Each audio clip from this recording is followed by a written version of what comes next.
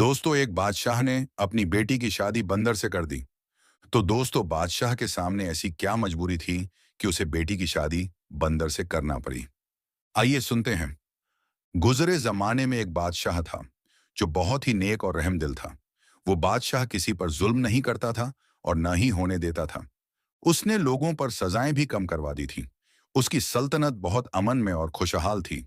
लोग इतने खुश थे कि बादशाह की जान और माल की दुआ देते थे। बादशाह की रहमदिली का ये हाल था कि इंसान तो इंसान, वो जानवरों पर भी जुल्म नहीं होने देता था। एक मर्तबा मौसम बहुत सुहाना था। बादशाह अपने वजीरों के साथ सैर को निकला। जंगल के करीब डेरे डाले गए। बादशाह का खेमा नस्ब किया गया। मुख्तलिफ किस्म के खेल शुरू होने लगे। एक माहौल बना हुआ था। अच्छे अच्छे खाने बन रहे थे। खाने का वक्त हुआ तो दस्तरखान बिछाया गया। इतने में ही बादशाह ने देखा कि एक बहुत बड़े दरख्त पर एक बंदर बैठा सब कुछ खामोशी से देख रहा था। उसमें बंदरों वाली कोई हरकत नहीं की थी। खाने की कोई चीज नहीं लेकर भागा और न ही उसने किसी को परेशान किया। बादशाह ने नौकरों से कहा कि थोड़ा सा खाना और फल इस बंदर के सामने भी डाल दो। नौकरों ने कुछ खाना बंदर के आगे डाल दिया। बंदर दरख्त से नीचे उतरा और एक ठीकरी लेकर कोयले से कुछ उसके ऊपर लिखने लगा। फिर बंदर ने वो ठीकरी बादशाह को दे दी। बादशाह खुद भी ये तमाशा देख रहा था और ठीकरी पर लिखा था कि मैं ऐसे खाना नहीं खाऊंगा जैसा दस्तरखान बादशाह के लिए लगाया गया है। ऐसा दस्तरखान मेरे लिए भी लगाया जाए, और जैसे बर्तनों में बादशाह को खाना पेश किया जा रहा है, ऐसे ही बर्तनों में मुझे भी खाना पेश किया जाए, तभी मैं खाना खाऊंगा। बादशाह को देखकर यह बड़ी हैरानी हुई कि एक बंदर लिख पढ़ भी सकता है और उसका इतना ऊंचा दिमाग भी है। बादशाह को दिलचस्पी हुई। बादशाह ने हुक्म दिया कि इसके लिए भी ऐसा ही दस्तरखान लगाओ जैसा मेरे लिए लगाया है, और उसे वही खाना दो जो मुझे दिया गया है। बंदर नीचे उतरा और उसने अपने हाथ धोए, फिर खाना खाया और खाना खाकर फिर हाथ धोकर वापस पत्थर के ऊपर जाकर बैठ गया। बादशाह ये सब बहुत ही दिलचस्पी से देख रहा था। इतने में ही आसमान पर काले बादल छा गए। नौकरों ने जल्दी जल्दी सारा सामान समेटा। बादशाह ने नौकरों से कहा, एक टाट का टुकड़ा बंदर के सामने रख दो, कहीं भीग ना जाए। किसी का पालतू बंदर लगता है। नौकरों ने टाट का टुकड़ा बंदर के पास रख दिया। बंदर ने फिर कुछ ठीकरी पर लिखा और बादशाह को दे दिया। ठीकरी पर लिखा था कि जैसा खेमा बादशाह के लिए लगाया गया है, वैसा खेमा मेरे लिए भी लगाया जाए। ऐसे ही साजो सामान तैयार करो, तब मैं आऊंगा। बादशाह अब मजीद दिलचस्पी ले रहा था। बादशाह के हुक्म के मुताबिक वैसा ही खेमा बंदर के लिए भी नस्ब किया गया। जैसा बादशाह के लिए किया गया था, वैसा ही पलंग बिस्तर बंदर के लिए भी लगाया गया। इतने में ही बारिश शुरू हो गई। बंदर बहुत ही नफासत से उठकर खेमे में आ गया। बादशाह वहां जितने भी दिन सैरोतफरी के लिए ठहरा, बंदर हर बात में बादशाह की बराबरी की फरमाइश करता। बादशाह जब वापस जाने लगा तो बादशाह ने नौकरों से कहा कि बंदर से पूछ कर आओ, क्या वो हमारे साथ जाने को तैयार है। तो बंदर ने फिर ठीकरी पर कुछ लिखा कि जैसा हाथी बादशाह के लिए तैयार किया गया है, वैसा हाथी मेरे लिए भी लाया जाए, तभी मैं जाऊंगा। बादशाह ने दिल ही दिल में कहा कि अच्छी तफरी है। ऐसा पढ़ा लिखा बंदर तो कहीं नहीं मिलेगा, इसे अपने साथ रखना चाहिए। बादशाह ने हुक्म दिया कि एक हमारी सवारी जैसी एक और सवारी तैयार करो और इस बंदर को भी हमारे साथ शहर ले चलो। बंदर बहुत ही शान और शौकत से शहर में दाखिल हो गया। बंदर का हाथी बादशाह के हाथी के साथ साथ चल रहा था। लोग ये मंजर बहुत ही दिलचस्पी से देख रहे थे। बादशाह ने हुक्म दिया कि जो खेमे नौकरों के लिए हैं, उनमें से एक खेमा बंदर को भी दे दिया जाए, और उस वक्त बंदर को एक कलम और एक कागज भी दे दिया गया था। बंदर ने कागज पर लिखा था कि जैसा महल बादशाह के लिए है, वैसा महल मेरे लिए भी बनवाया जाए, और बादशाह के महल जैसे ही सारी सहूलतें होनी चाहिए। फिर मैं रहूंगा, वरना मैं वापस चला जाऊंगा। बादशाह का एक और महल भी था, जहां बादशाह गर्मी के मौसम में रहा करता था। उस महल को बादशाह ने बंदर के रहने के लिए तैयार करवा दिया। बंदर वहां शान और शौकत से रहने लगा। बादशाह की मलिका को और नौकरों को बंदर से बहुत ही चिढ़ हो गई थी। बंदर उन्हें अच्छा नहीं लगता था। मल्लिका बादशाह से कहती थी कि इस बंदर को वापस भिजवा दिया जाए, लेकिन बादशाह इस बात पर राजी नहीं था। इधर बंदर ने बादशाह के महल में भी आना शुरू कर दिया। बंदर सारे मुकदमे बहुत ही गौर से सुनता। जब बादशाह कोई गलत फैसला लेने वाला होता, तो बंदर बादशाह के हाथ से फौरन कागज लेकर फाड़ देता और कलम से सही फैसला लिखकर बादशाह के हाथ में दे देता। शुरू में तो बादशाह को बहुत गुस्सा आया, लेकिन फिर बादशाह समझ गया कि बंदर की वजह से वो बहुत सी गलतियों से बच गया है। बेगुनाह लोग सजा से बच गए हैं। और भी ऐसे कई फैसले थे जिनमें बंदर ने बादशाह की मदद की, जो बादशाह की सल्तनत के लिए बहुत फायदेमंद थे। धीरे धीरे बादशाह अपना हर फैसला करने से पहले बंदर को दिखाने लगा। दरबारी भी बंदर के पढ़े लिखे होने की वजह से और अक्लमंदी की वजह से बंदर से बहुत मुतासिर हो गए थे। लेकिन बादशाह की मलिका की दुश्मनी बंदर से कम नहीं हुई थी। वो बादशाह से कहती रहती कि बंदर को जंगल छोड़ दे आओ, कहीं उठकर फेंकवा दो, नहीं तो ये आपकी सल्तनत पर एक दिन कब्जा कर लेगा। हमारा कोई बेटा नहीं है जो हमारी हिफाजत करे, यह आपको हटाकर खुद गद्दी पर बैठ जाएगा। बादशाह कहने लगा, बेगम, यह कोई मामूली बंदर नहीं है। अब तक ये हमारे लिए फायदेमंद ही रहा है। बंदर की वजह से हमारी सल्तनत में बेहतरी आई है। लेकिन मल्लिका को बादशाह की बात सुनकर सब सुकून नहीं आया। मल्लिका ने बंदर को मरवाना चाहा। बंदर के लिए जो खाना भेजा जाता था उसमें मल्लिका ने जहर मिलवा दिया और उस दिन बंदर ने खाना नहीं खाया था और बादशाह को एक पर्चे पर लिखकर दे दिया कि मुझे मरवाने की कोशिश आपको और आपके खानदान को बहुत महंगी पड़ेगी। बादशाह को यह सुनकर गुस्सा आ गया। नौकरों को बुलाकर डांटा और बेगम को समझाया कि आइंदा ऐसी हिमाकत न करना। बेगम दिल ही दिल में जलने लगी। उस बादशाह की एक खूबसूरत बेटी थी। बादशाह अपनी बेटी को दिलो जान से चाहता था। बंदर को देखने का शौक बादशाह की बेटी को भी पैदा हो गया। एक दिन शहजादी अपनी सहेलियों के साथ बंदर को देखने आई। बंदर महल की तरफ जा रहा था। बंदर ने जब शहजादी को देखा तो उसे देखकर घूरने लगा। शहजादी बंदर से डरकर महल में भाग गई और उस दिन के बाद से ये होने लगा कि शहजादी जब बन सौर कर अपना चेहरा आईने में देखती तो पीछे से बंदर का चेहरा नजर आने लग जाता। पता नहीं कैसे बंदर उसके कमरे में घुस जाता। शहजादी को डर के मारे कई दिन बुखार चढ़ा रहा। फिर उसके बाद कई दिन बंदर शहजादी के कमरे में नहीं आया और जब शहजादी ठीक हो गई तो बंदर फिर से शहजादी के कमरे में आने लग गया। एक दिन बंदर ने पर्ची में कुछ लिखकर शहजादी के हाथ में थमाया और उस पर्चे में लिखा था, क्या तुम मुझसे शादी करोगी? यकीन करो, मैं भी बहुत खूबसूरत हूं। शहजादी जानती थी कि यह तहजीब मंद बंदर है, मुझे कोई नुकसान नहीं पहुंचाएगा और उसका डरना भी कुदरती था। लेकिन धीरे धीरे शहजादी को बंदर से हमदर्दी हो गई। शहजादी सोचती कि इतना अक्लमंद और पढ़ा लिखा बंदर है, मेरे वालिद को इसने कई खतरों से बचा लिया है और हम पर इसके कई एहसान हैं, और अगर अल्लाह ने इसको बंदर की शक्ल दे दी है तो इसमें इसका क्या कसूर है। अब शहजादी बंदर से डरती नहीं थी। बंदर शहजादी के कमरे में थोड़ी देर रुकता, शहजादी को देखता और फिर चला जाता। होते होते ये खबर मलिका तक पहुंच गई। मलिका ने सारा महल अपने सर पर उठा लिया, बंदर को खूब भला बुरा कहा, गालियां दी और बादशाह के सामने रोना धोना किया। अब तो हद ही हो गई। आपका वो चहिता बंदर आपकी लाडली बेटी के पीछे हाथ धोकर पडीडीडीएच गया है। बंदर को निकालो या मैं जहर खा लूंगी। मैं तो तंग आ गई हूं। बादशाह ने अपनी बेटी को बुलाकर उससे सब पूछा और शहजादी ने अपने वालिद को सारी बात सच सच बता दी। शहजादी ने कहा, अब्बा जान, पहले तो मुझे इससे बहुत डर लगता था, लेकिन अब मुझे इससे हमदर्दी हो गई है। पता नहीं ये कौन है और इस पर क्या मुसीबत पड़ी है। बादशाह को शहजादी की बात सुनकर इत्मीनान हो गया। लेकिन बादशाह को यह बात अच्छी नहीं लगी कि बंदर उसकी बेटी के कमरे में आए। बादशाह अगले दिन बंदर के पास गया। बंदर महल में मौजूद था। बादशाह कहने लगा, देखो, मैं नहीं जानता कि तुम कौन हो। मैंने तुम्हारी हर बात मानी है, तुम्हें अपनी बराबरी का दर्जा दिया है, जो शायद कोई दूसरा बादशाह ये बर्दाश्त नहीं करता, और अब तुमने मेरी बेटी को परेशान करना शुरू कर दिया है। ये मुझे बात अच्छी नहीं लगी। इससे पहले कि मैं कुछ सख्त कदम उठाऊं, तुम बाज आ जाओ। बंदर झट से महल से कागज और कलम लाया और लिखकर बादशाह को दे दिया। उसमें लिखा था कि मैं आपकी बेटी से शादी करना चाहता हूं और मैं आपको यकीन दिलाता हूं कि मैं आपकी बेटी को हमेशा खुश रखूंगा। बादशाह तो ये सुनकर हक्का बक्का रह गया कि अपनी फूल जैसी शहजादी की शादी इस बंदर से ये तो कभी नहीं हो सकता।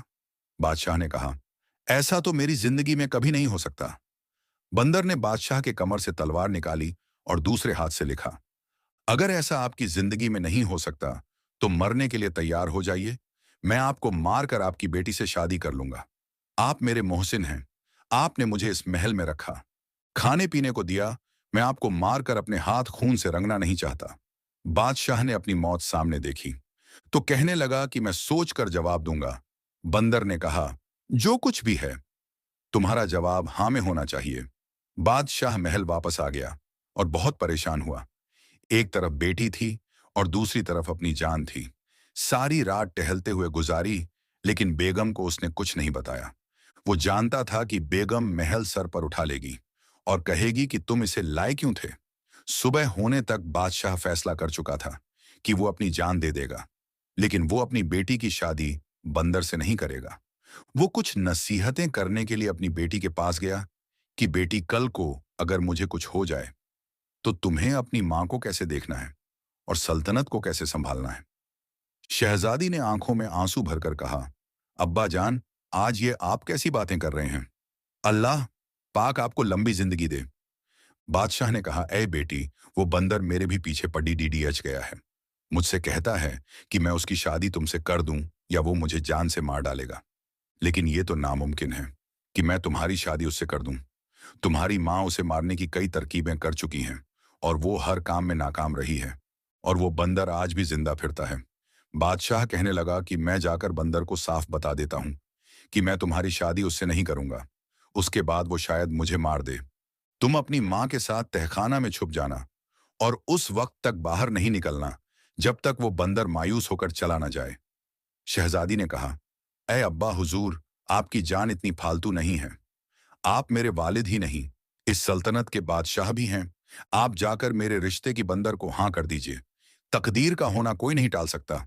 अगर मेरी किस्मत में यही लिखा है तो वो आपके मरने के बाद भी हो जाएगा। आखिरकार शहजादी ने बहुत सी बातें की और बादशाह मान गया। बादशाह ने बंदर को अपनी रजामंदी बताई और बंदर ने कहा कि आप शादी की तैयारी शुरू करें। मल्लिका को जब ये बात पता चली तो उसने आसमान सर पर उठा लिया। बहुत रोई धोई, बाल नोचे, कपड़े फाड़े और जान से मरने की धमकियां दी। निकाह वाले दिन बादशाह ने मलिका को एक कमरे में बंद कर दिया और शहजादी का निकाह उस बंदर से करवा दिया। शहजादी रुखसत होकर बंदर के महल में चली गई। उसके बाद अम्मा को खोला गया। अम्मा बहुत रोई धोई, लेकिन क्या कर सकती थी। अगले दिन जब शहजादी महल आई तो बहुत खुश थी। उसकी अम्मा ने उसको गले से लगाकर रोना चाहा, लेकिन बेटी ने कहा, ऐ अम्मा, अब रोने धोने से क्या हो सकता है। मेरी किस्मत में जो कुछ था वो हो गया। मैं अपनी जिंदगी में बहुत खुश हूं। मल्लिका ने जब ये बात सुनी तो उसकी हैरत की इंतहा न रही।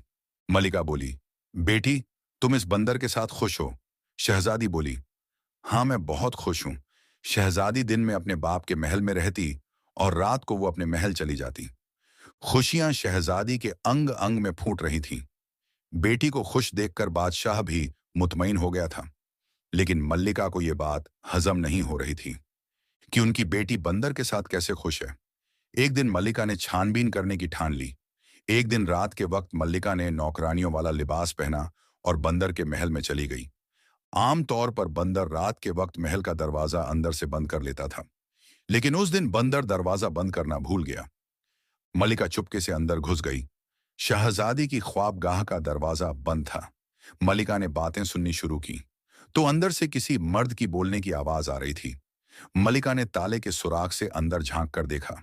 मल्लिका क्या देखती है कि अंदर एक शहजादी के साथ एक खूबसूरत नौजवान बैठा है और वो शहजादी के साथ हंस हंस कर बात कर रहा है। मल्लिका ने सोचा कि अच्छा, ये बात है, तभी तो मैं कहूं कि मेरी बेटी इतनी खुश कैसे रह सकती है। फिर वो जाने को पलटी तो उसको एक तरफ बंदर की खाल पड़ी नजर आई। मल्लिका सोचने लगी कि इतनी मोटी खाल बंदरों वाली यह अपने ऊपर पहनकर क्यों रखता है और बंदर बना फिरता है। अगर मैं इस खाल को जला दूं तो फिर ये कभी बंदर नहीं बनेगा। ये सोचकर वो बंदर की खाल उठाकर महल में ले आई और उस खाल को आग लगा दी। इधर मल्लिका ने बंदर की खाल को आग लगाई और उधर शहजादे को जलन महसूस होने लगी। शहजादा बचाओ बचाओ करके गायब हो गया। हैरानकुन शहजादी अपने वालिद के महल में आई देखती है कि उसकी वालिदा ने बंदर की खाल को आग लगाई हुई है। शहजादी ने जल्दी जल्दी से वो आग बुझाई। शहजादी को पता चल गया कि उसकी अम्मा का कारनामा है। हाय अम्मा जान, आपने मेरा सुहाग उजाड़ दिया। क्या दुश्मनी थी। आपको मुझसे अम्मा बोली, ए बेटी मुझे क्या पता था। मैंने तो सोचा कि वो बंदरों वाली खाल में जला दूंगी तो बिल्कुल नौजवानों की तरह मेरा जमाई राजा रहेगा। शहजादी ने कहा है, अम्मी जान मैंने आपको कहा था न कि मुझे मेरे हाल पर छोड़ दीजिए। अब आपको ठंडक पड़ गई अम्मा जान, ये सोचकर चोर सी बन गई। बादशाह को पता चला तो बादशाह ने नौकरों को भेजा, लेकिन कहीं से भी बंदर शहजादे की कोई खबर नहीं मिली। शहजादी की तो हालत खराब होने लगी। उसके बाद शहजादी बहुत परेशान हो गई, ना खाती ना पीती, बस उदास बैठी रहती। उसके बाद शहजादी ने जोगनों वाले कपड़े पहन लिए और शहजादे की तलाश में निकल गई। जंगल जंगल सहरा सहरा भटकते फिरते पांव में छाले पड़ गए। शहजादी का रंग रूप बदल गया। एक दिन रात को जंगल में शहजादी एक पेड़ के नीचे बैठी थी। उस पेड़ पर एक चकोर और चकोरी बैठे थे और बातें कर रहे थे, और शहजादी उनकी बातें सुन रही थी।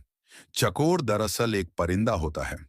चकोरी ने चकोरे से कहा, क्या बात है चकोरे, तू परेशान है? चकोरे ने कहा, क्या बताऊं, यहां से यूरोप की तरफ एक शहजादा है, मैं उसके लिए परेशान हूं। उसके सारे जिस्म पर बड़े बड़े आंवले पड़े हुए हैं और वो सो भी नहीं सकता है। सारे तबीब और हकीम हार गए हैं, कोई उसका इलाज नहीं कर पा रहा है। चकोरी ने पूछा कि शहजादे की ये हालत कैसे हुई?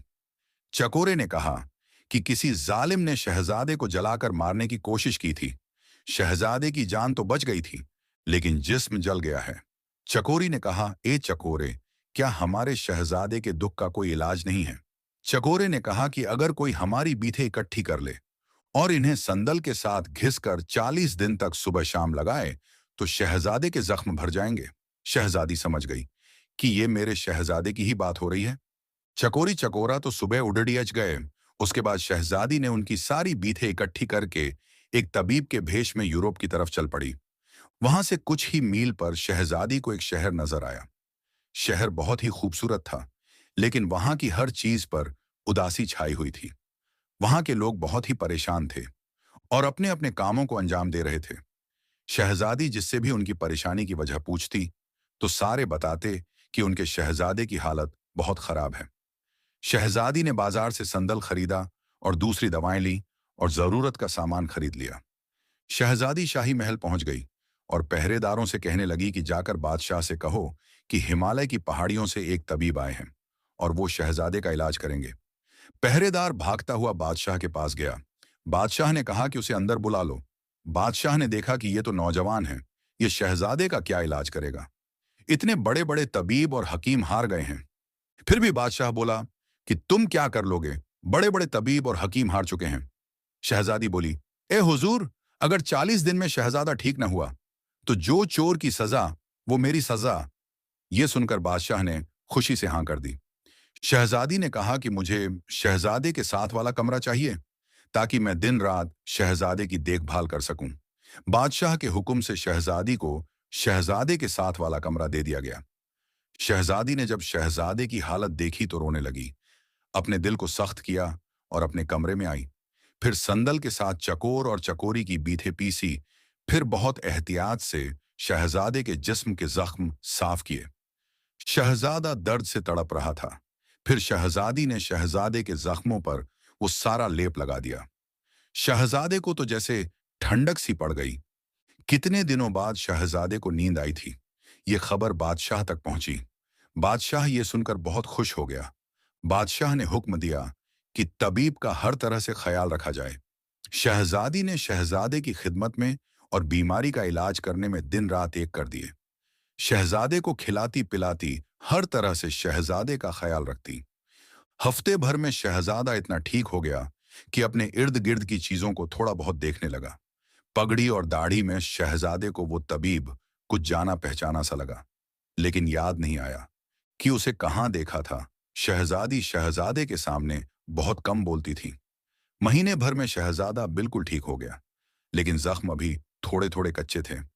जैसे भी चकोरी और चकोरा ने 40 दिन की बात की थी, इसी तरह शहजादी शहजादे की खिदमत करती रही और बादशाह ने बहुत भारी इनाम देने की तैयारी कर रखी थी और शहजादा उस तबीब का दिल से शुक्रगुजार था। लेकिन हुआ ये कि 40वें दिन शहजादी ने शहजादे के जिस्म पर वो लेप करके और वहां से निकल गई और अपने महल की तरफ लौट आई। शहजादी ने आने से पहले शहजादे की अंगूठी जरूर मांग ली थी और शहजादे की अंगूठी अपने साथ लेकर अपने वालिद के महल में आ गई। इधर शहजादे को यह नहीं पता था कि तबीब चला जाएगा। महल में शहजादे की सेहतयाबी की तैयारी बहुत जोर शोर से हो रही थी, लेकिन तबीब का कोई दूर तक पता नहीं था। शहजादा परेशान था और बादशाह हैरान था कि कैसा तबीब हकीम था। एक पैसा उजरत का लिए बगैर ही खामोशी से चला गया। शहजादा जब मुकम्मल तौर पर ठीक हो गया तो उसको अपनी नई नवेली दुल्हन की याद आई। वो जानता था कि उसमें उसकी दुल्हन का कोई कसूर नहीं था। जो किया उसकी सास ने किया। एक दिन वो अपने वालिद से इजाजत लेकर शिकार के बहाने से निकला और सीधा अपने ससुराल चला गया। उसने शाही लिबास पहन रखा था और उसके साथ फौज का एक शाही दस्ता भी था। नौकरों ने उसे बड़े ही एहतराम से महल में बैठाया और बादशाह को खबर कि बादशाह बेटी के गम में वक्त से पहले ही बूढ़ा हो चुका था। शहजादे ने बड़े ही अदब से बादशाह को सलाम पेश किया। बादशाह ने कहा, बेटा तुम कहाँ के शहजादे हो? मैं तुम्हें जानता नहीं हूं और मैंने तो तुम्हें पहले कभी देखा भी नहीं है। शहजादे ने कहा, ऐ मेरे मोहसिन, आप भले ही मुझे नहीं जानते, लेकिन मैं आपको कैसे भूल सकता हूं? मैं तो आपको अच्छी तरह से जानता हूं। मैं वही बंदर हूं जिसको आपने अपनी बराबरी का दर्जा दिया, अपने महल में रखा, खिलाया पिलाया और अपनी बेटी की शादी मुझसे कर दी। बादशाह ने खुशी से और हैरत से पूछा, बेटा ये कैसे मुमकिन है? शहजादे ने कहा कि आपको मैं अपनी कहानी बाद में सुनाऊंगा, पहले बताइए कि मेरी दुल्हन कहाँ है? बादशाह ने कहा, बेटा वो तुम्हारे जाने के बाद उसी महल में रहती है जहां तुम रहते थे। जाओ और उससे मिलाओ। शहजादा वहां खुशी से भागा और महल में आ गया। शहजादी गम की तस्वीर बनी बैठी थी। फूल सा चेहरा मुरझाया हुआ था। शहजादे को अपने सामने देखकर शहजादी को यकीन ही नहीं आया। शहजादे ने कहा, हाँ शहजादी, तुम्हारी मोहब्बत मुझे खींच लाई। तुम्हारी माँ ने तो मुझे मारने की कोई कसर नहीं छोड़ी थी। मेरा सारा जिस्म बड़े बड़े औवलों से भर गया था। मेरे बचने की तो कोई उम्मीद नहीं थी। शहजादी ने कहा, फिर तुम ठीक कैसे हुए? शहजादे ने कहा कि एक तबीब फरिश्ते की शक्ल में मेरे पास आया और उसने 40 दिन मेरे जख्मों पर मरहम लगाया, मेरी अच्छी तरह से खिदमत की देखभाल की और मैं मुकम्मल तौर पर सेहतयाब हो गया। शहजादी ने कहा, अच्छा फिर तो आपने उन्हें बहुत मालोग्राम दिया होगा। शहजादे ने कहा, नहीं, हैरत की बात तो यह है कि उसने कुछ भी नहीं लिया सिवाय मेरी अंगूठी के, और वो चुपचाप वहां से चला गया। शहजादी ने अंगूठी दिखाते हुए पूछा, क्या यही अंगूठी थी? शहजादे ने कहा, हाँ, लेकिन तुम्हारे पास कैसे आई? शहजादी ने कहा कि मैं ही वो तबीब थी। फिर शहजादी ने वो तबीब वाले कपड़े दिखाए जो पहना करती थी। शहजादी ने पूरी दास्तान सुनाई कि वो उस तक कहां से पहुंची। शहजादे की तो खुशी से इंतहा न रही। वो बोला, मैं कितना खुशनसीब हूं कि मुझे तुम जैसी दुल्हन मिली। माँ ने जान लेना चाहिए और बेटी ने जान बचा ली। शहजादी ने कहा कि मेरी माँ भी आपकी दुश्मन नहीं थी। जब मेरी माँ ने आपको इंसान बने देखा तो उसने बंदर की खाल जला दी कि न ही ये खाल होगी और न ही आप दोबारा बंदर बनेंगे। लेकिन उन्हें क्या पता था। शहजादी बोली, गलती आपकी भी है। आपने मुझे बताया नहीं कि आपका बंदर बनने के पीछे क्या वजह है, वरना मैं उस खाल की अपनी जान से भी ज्यादा हिफाजत करती। शहजादे ने कहा कि मुझे ये सब बताने का मौका ही नहीं मिला। हमारी शादी को दिन ही कितने हुए थे और ऊपर से ये मुसीबत आ पड़ी। दरअसल ये बहुत लंबी दास्तान है। शहजादी ने कहा कि अब बता दीजिए क्या बात थी। शहजादे ने कहा कि ये तो तुम जान ही गई हो कि मेरे वालिद भी बादशाह हैं और मैं उनकी इकलौती औलाद हूं। तकरीबन 1 साल पहले की बात है। मैं शिकार करने के लिए निकला और मेरे साथ नौकर भी थे। जंगल में मुझे एक हिरण दिखा और मैंने उस पर तीर चलाया। वो हिरण मेरी आंखों से ओझल हो गया। मैं उस हिरण की तलाश में निकला। मैं इतना आगे निकल आया कि मेरे साथ जो लोग थे वो पीछे रह गए। मैं अपने साथियों से बिछड़ चुका था। मैंने देखा कि सहरा के पास एक बुजुर्ग बैठे हैं और उनके पास एक 10-12 साल का बच्चा बैठा हुआ है। बुजुर्ग रो रहे हैं और उस बच्चों की टांग से खून साफ कर रहे हैं और रो रो कर उस शख्स को बद्दुआ देते जा रहे थे जिसने उसकी टांग पर तीर मारा था। मुझे देखकर गुस्से से बोले कि इंसान हो के बंदर तमीज तो तुम्हें छूकर भी नहीं गुजरी। बस ये उनके कहने की देर थी कि मैं इंसान से बंदर की शक्ल में बदल गया। अब जा जंगल जंगल भटकता, फिर तुझे कहीं ठिकाना नहीं मिलेगा। उनकी बद्दुआ से और अपनी हालत से मैं इतना परेशान हुआ कि मैंने उनके पांव पकड़ लिए और रो रो कर माफी मांगने लगा। मेरी हालत देखकर उस बच्चे को मेरे ऊपर तरस आ गया। उसने अपने दादा जान से कहा कि ए दादा जान, जब इंसान अपनी गलती मान ले तो उसे माफ कर देना चाहिए। इसे माफ कर दीजिए, इसको दोबारा इंसान बना दीजिए। लड़के ने जब ज्यादा इसरार किया तो बुजुर्ग ने कहा कि देख, इससे सीख, तूने इसके साथ क्या किया और ये तेरी भलाई मांग रहा है। खैर, मैं अपनी बद्दुआ वापस तो नहीं ले सकता, लेकिन इसे कम कर सकता हूं। साल भर तू बंदर ही रहेगा। जब कोई लड़की तुमसे हमदर्दी करते हुए शादी के लिए तैयार हो जाएगी, तो तब तुम अपनी असली हालत में वापस आ जाओगे। अगर 1 साल से पहले तुम्हारी शादी हो गई, तो सिर्फ अपनी बीवी के सामने ही तुम इंसान की शक्ल में आ सकोगे। मजबूर होकर मैं वहां से आ गया। वापस मैं नहीं जा सकता था और मेरा कोई ठिकाना नहीं था। 6 महीनों तक मैं जंगलों में भटकता रहा और उसके बाद तुम्हारे वालिद मुझे जंगल में मिले, जो मुझे वहां से अपने महल ले आए। मुझे अपनी बराबरी का दर्जा दिया और तुमने मुझ पर हमदर्दी कर ली और बादशाह ने तुम्हारी शादी मुझसे कर दी। और आगे की सारी बात तो तुम जानती हो। शहजादे की यह बात खत्म नहीं हुई थी कि मलिका और बादशाह ने भी सारी गुफ्तगू सुन ली। फिर मलिका ने शहजादे से माफी मांगी और शहजादे ने मलिका को माफ कर दिया। बादशाह ने कहा कि हमारा कोई बेटा नहीं है बेटा, तुम मेरे पास रहो। शहजादे ने कहा कि अभी तो मुझे अपनी दुल्हन को लेकर अपने महल जाना है, अपने वालिद से मिलवाना है, लेकिन मैं आपसे वादा करता हूं कि मैं आपका हाथ बटाने आता रहूंगा। उसके बाद शहजादा अपनी दुल्हन को लेकर अपने वालिद के पास चला गया और हंसी खुशी वो दोनों रहने लगे। नाजरीन, वीडियो अच्छी लगी हो तो वीडियो को लाइक कर दें और आगे भी शेयर कर दें।